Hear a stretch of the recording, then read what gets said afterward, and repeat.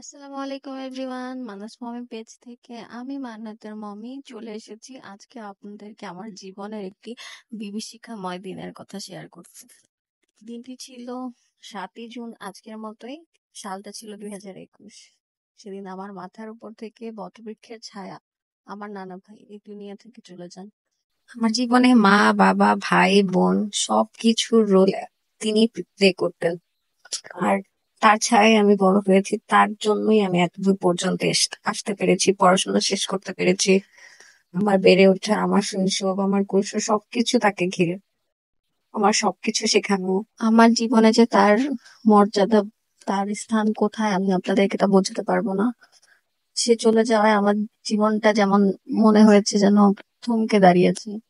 আল্লাহ আমার নানা ভাইকে বেহেশত নসিব করুক।